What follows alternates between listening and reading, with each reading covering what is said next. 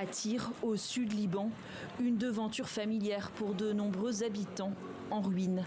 Celle de la société Card El Hassan, un établissement bancaire ayant pignon sur rue au Liban, accusé par Israël de servir d'écran au Hezbollah pour ses activités.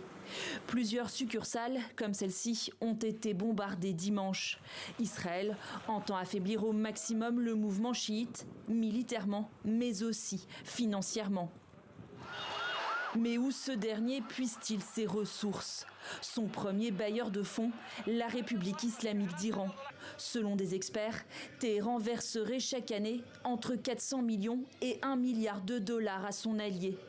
En parallèle, le Hezbollah s'appuie sur une vaste économie souterraine, allant de la petite contrebande au Liban jusqu'au cartel de cocaïne en Amérique du Sud, en passant par l'Afrique. Le Hezbollah, il est aussi implanté en Amérique du Sud, au Mexique, en Colombie, au Venezuela aussi. Et c'est là-bas, en fait, qu'il assure, avec beaucoup de cartels de drogue, l'acheminement de la cocaïne et plus tard du Captagon entre les pays de l'Amérique latine jusqu'en Afrique pour les acheminer plus tard en Europe. L'Afrique de l'Ouest, le Sénégal, la Côte d'Ivoire notamment. Sur ce continent, le parti jouit d'un réseau de soutien bien implanté, des hommes d'affaires, mais aussi des sociétés destinées à blanchir l'argent de la drogue.